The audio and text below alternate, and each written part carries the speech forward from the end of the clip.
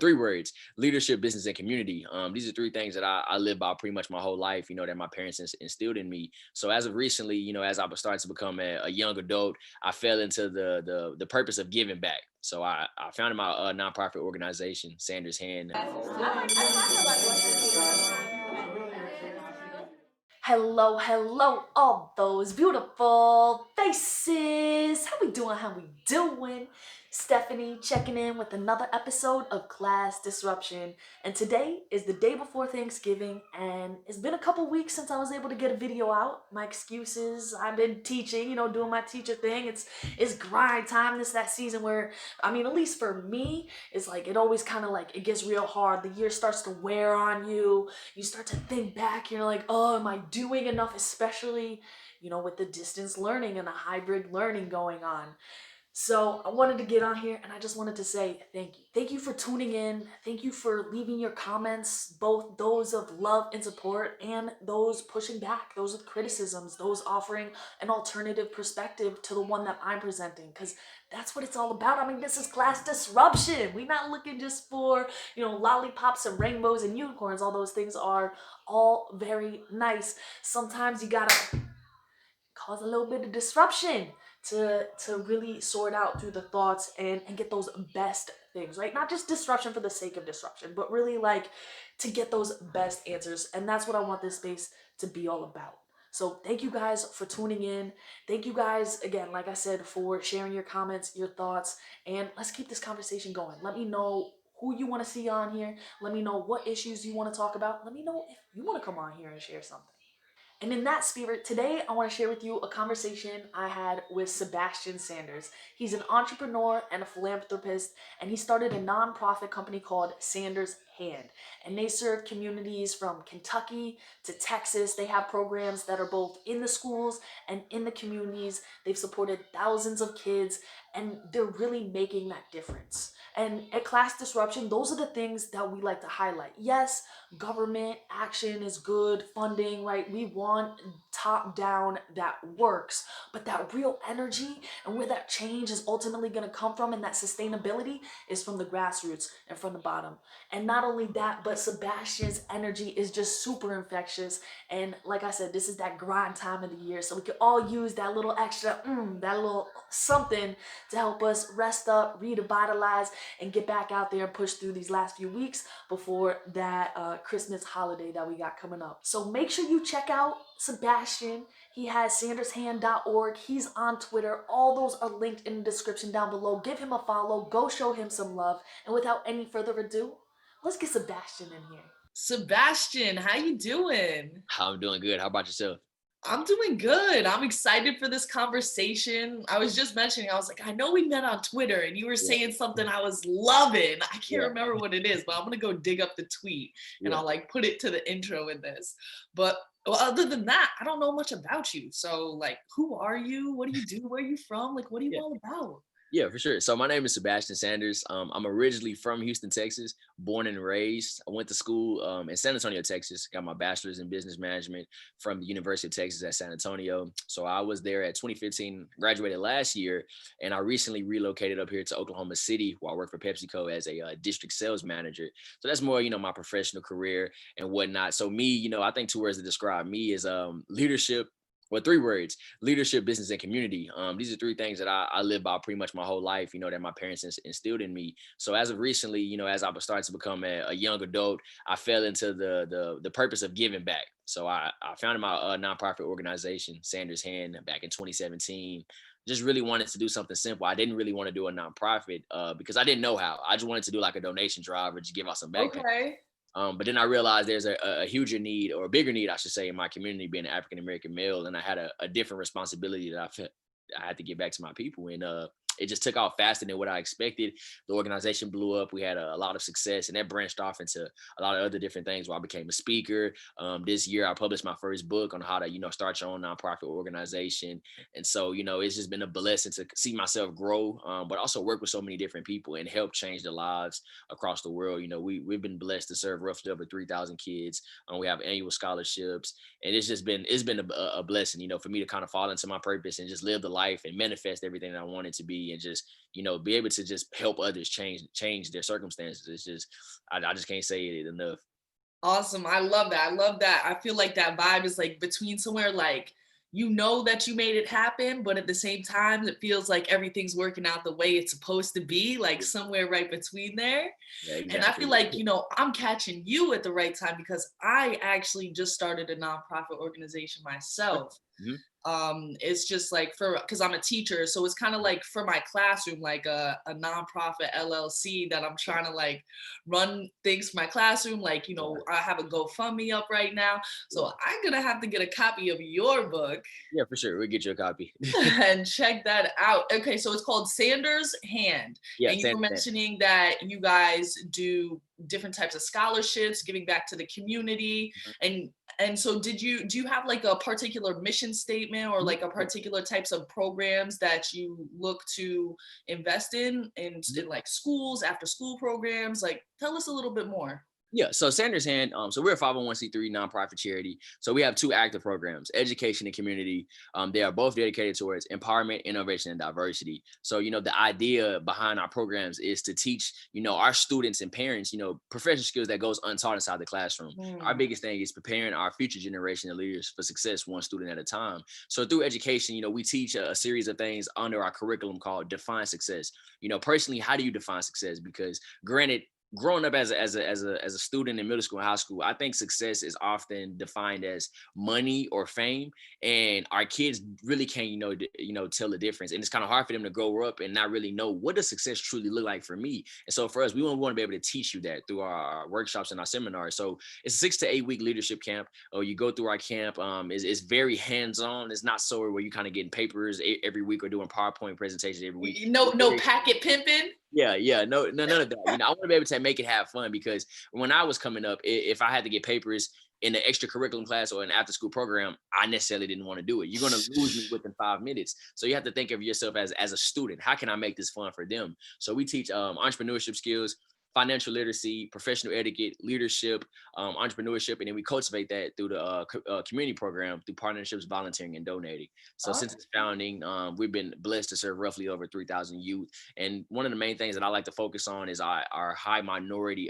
communities, where we have a lot of poverty. And with that, you start to look at the median income. How much of our family's making? So you may have a household with 3 to 4 different kids, 2 parents, median income maybe right around $34,000. Granted, with the kids, that's not enough for them to survive. And this is exactly how we get put back in these economic setbacks. And this is exactly why our certain communities don't have resources, or our kids don't have accessibility to certain things. That's because the economic gap. So with us, we want to come and be able to close that gap by providing, with the extra resources and services.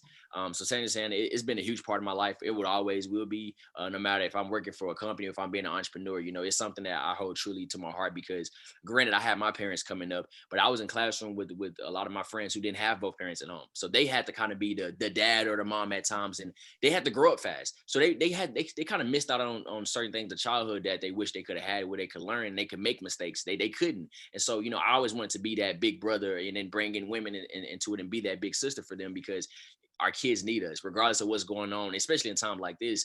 Our kids need us. And that was something that I hold dear to my heart. Yeah, I mean, I was definitely privileged to have some cushion, in the system. Like, even if, and at the end of the day, you can, get off with a little like program instead of, having to do something or pay a fine. It's still like, okay, if I have to pay a fine, no big deal, versus one of my friends who maybe didn't have as much financial resources. And there's tons of research out there too to support that even just a modest increase in income improves academic outcomes so much, because it gives a little bit more stability, and with that stability, then you can kind of refocus some of your priorities. Because I've never met a parent who's like, oh yeah, or I shouldn't say I've never, but you don't usually meet parents that are openly like, education is not a priority. Exactly. Like everybody says, I want my kid to be educated. I want them to do well. But what's the thing that's going to close the gap?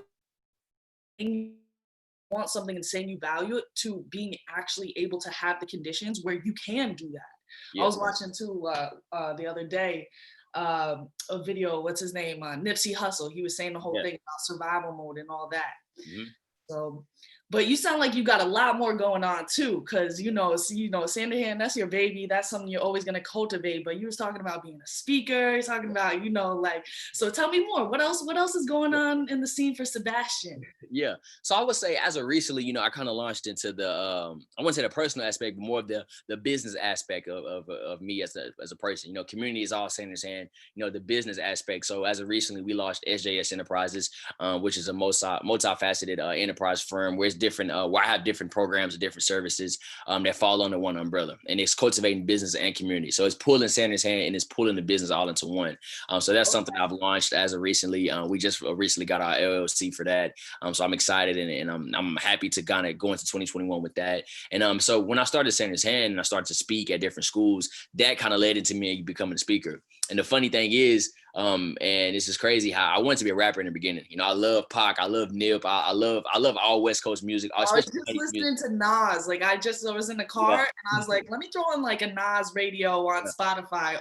So good. Yeah, I love rap music. And I wasn't a Nas fan for the longest because Pac wasn't him and Pac had beef back in the day. So I don't know why I'm a Pac fanatic. So I wasn't a Nas fan for the longest until like I watched it. They're all from New York City originally though. Yeah, they are. Yeah, Pac is actually from the East Coast. Yeah. And so I wanted to be a rapper. So I kind of had that going, and it didn't pan out the way I thought it would. But I learned something. Regardless if I was going to be a rapper or not, I had a voice. God was like, okay, you have a voice. Just learn how to use it in the right way. And that's kind of led to me speaking. So the first time we ever spoke at a school, I honestly didn't even study. I didn't even put anything together. I just went and did it. So we was there from like, I want to say 8 a.m. to like 4 p.m. You're doing like 7 different classes. And I did the speech 7 times. So my friend, my closest friend, my brother, he's like, man, how did you do that? Because we was up all night playing like 2K or whatnot. And so he's like, how did you get up there and do that? And I was like, man, honestly, I don't even know how I did that. But from that day forward, I realized, I think God gave me a purpose and he gave me a strength within that. And I just wanted to take it to the next level. So, that birthed into me becoming a speaker, speaking at different sessions, different at colleges, different seminars, different meetings. And then that kind of birthed into me becoming an author. I always wanted to share my story, especially working with the youth. They always ask me, how did you create an organization? How were you able to do this? And I was like, you know what? I just want to put a book together that's going to be a platform, but most importantly, it's going to be a stepping stone to create change in the community. And that's how the book came about. And we just launched that on my birthday of this year, April 3rd. All right, and so like for anybody out there who's listening to this, whether they're an educator or they're a student or they're just somebody who stumbled upon this video and like they have an idea they want to start, like how do you just like start a business? Like how do you have the guts to do it? Like where do you get the funding to do it? Like how do you make it happen? Because like an idea is one thing, but you making it happen. I think the biggest thing with business is, first off, finding something that aligns with your purpose and your hidden talents.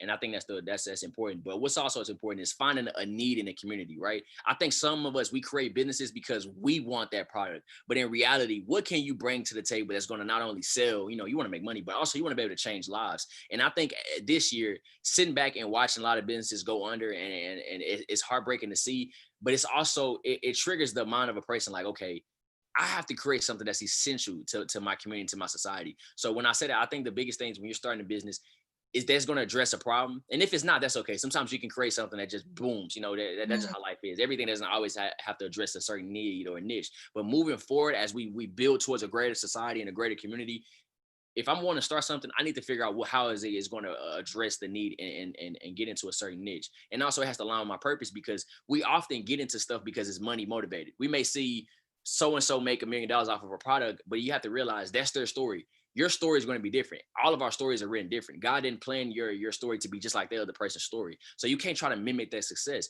You have to find something that aligns with you as a person. Now, if I would have went in and said, okay, I wanted to do like a t-shirt company, something like that. I love to dress. I like to look nice, but that's not what my heart and my passion is. My heart and my passion is with the Sanders hand. And that's why I was able to do the certain things that I did, because I had the heart and passion for it. If anybody wants to start a business, make sure you have the passion for it. Please don't be money motivated, because essentially you make some money, but it's not going to last. You want to be able to have something that's sustained. So I think that's the two biggest things with starting a business, and just taking your time. Nothing happens overnight. Sometimes you may blow up one day and go viral, and that's great. But at the same time, take your time to perfect whatever you're trying to put out, whether that's a product or a service. Actually take your time. Oh, I'm sorry. I didn't mean to cut you off. No, In you're terms fine. of money though, right? So like it's one thing you have your passion, you're doing it. Mhm. Like, did you have like a partner? Like, did you have somebody invest in you? Did you get like team up with another like established corporation or something? So for me in the beginning, I had my closest friends that surrounded me that just kind of pushed me, motivated me. But for me and my dad are like white on rice. Me and him are super close. So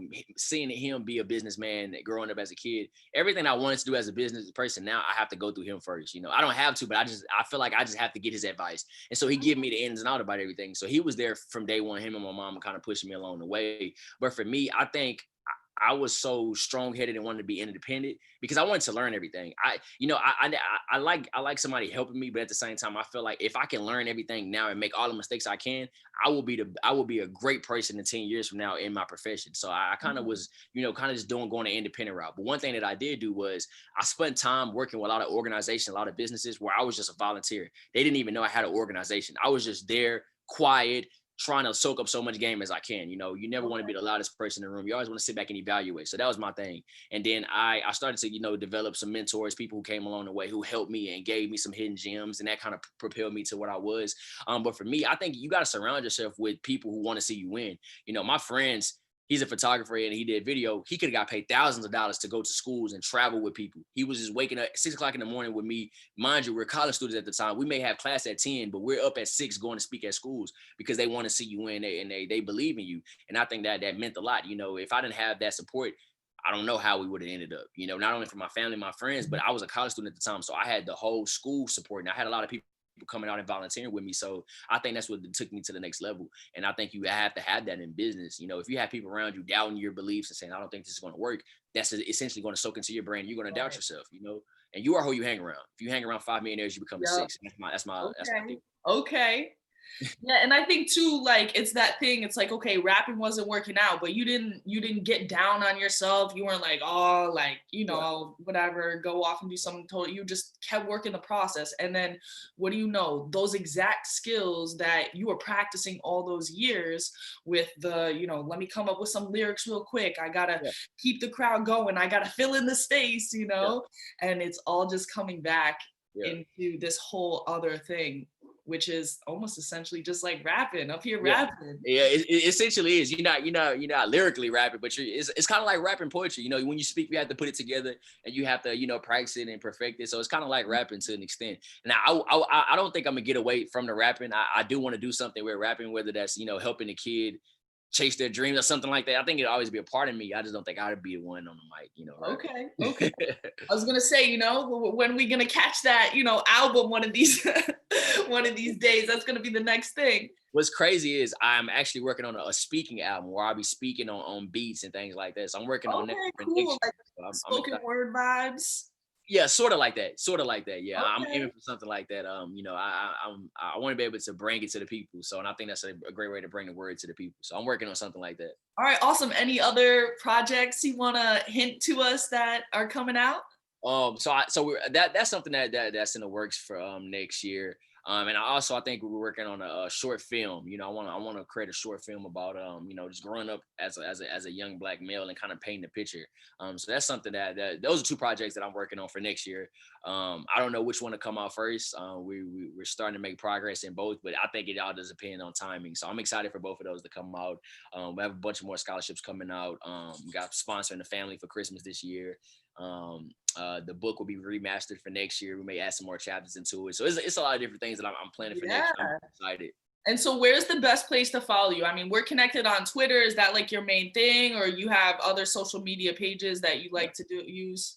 So my Instagram is my main platform. My Twitter is like my personal leisure. So Instagram Okay. is at Sebastian J Sanders. My LinkedIn is at Sebastian Sanders. You can follow us at Sandershandorg on Instagram, Facebook, and Twitter. It's the same at all across.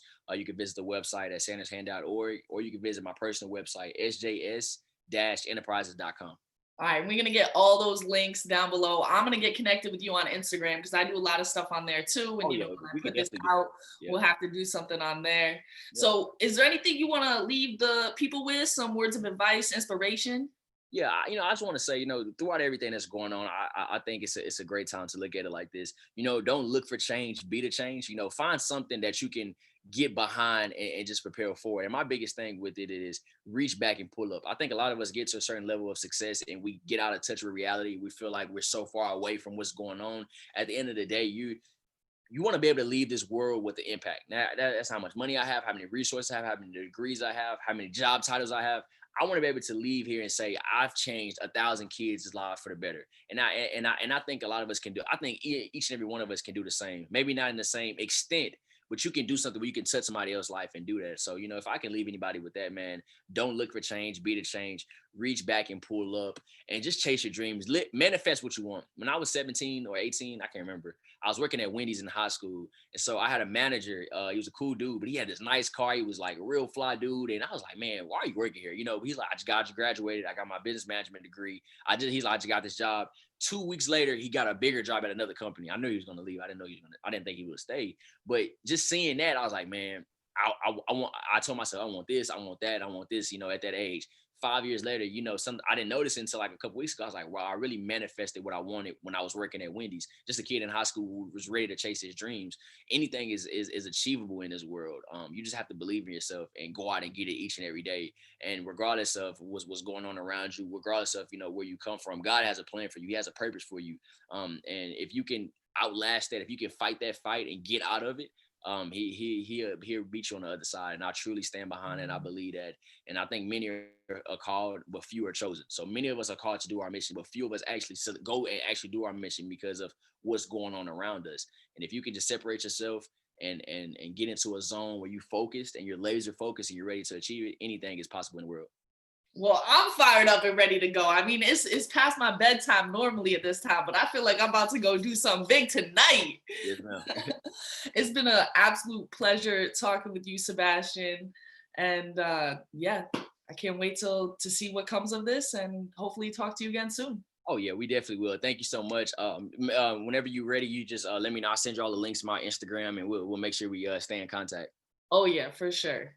Sounds good. I appreciate you so much. See, I told you that energy is crazy. It's got me hyped up. It's got me ready to go. It's got me ready to take full advantage of these next few days I have off to rest and recover and to get back to doing what we do. So I hope you feeling as good as I'm feeling after that conversation, right? As optimistic as I am about the future of education, even though right now it's really easy to just be trying to dig ourselves out of this hole, right? We got to think longer term. We can't just be in this survival mode all the time, right? I'm definitely looking forward to staying in contact with Sebastian. Gonna get him in my classroom as a guest speaker. I know my kids could use that injection of energy. And I definitely encourage you again, go check out what Sandershand is doing. Go check out Sebastian. And whether you're connecting with him directly or just getting that inspiration, building on those ideas and saying, okay, what can we do right here, right now in this spirit? Again, in order to establish that long-term vision. Yes, we got to survive the moment, but we got to do more than just survive. And that's what I got from this conversation with Sebastian. So please hit that like button if you also feel that same way. Hit that subscribe button if you're new here, because I love that beautiful face. Welcome. Let us know in those comments down below where you're from, how you feeling after this conversation. And of course, share this video, share this love, share this energy with another teacher friend of yours so we can spread the disruption to a class near you. And before we get out of here, just in the spirit of giving, I'm running a fundraiser. We're almost to our goal of $500. So if you could be so kind as to, $1, $2, or if all you could do is give it a share on your social, I would be truly grateful. The students in my school will be so grateful. We're really trying to still bring that energy, still bring those events, still bring that school spirit and those co-curricular, extracurricular activities, even though we're in this distance learning, even though a lot of our budget for those areas has been cut. So our goal is $500. We are about $100 shy. The link is in the description down below to that GoFundMe. I'll be so grateful. Again, even just a share would be awesome. Now go enjoy your Thanksgiving break. Savor that good food. Savor those family, that love. Hold your people close. And stay foolish, y'all.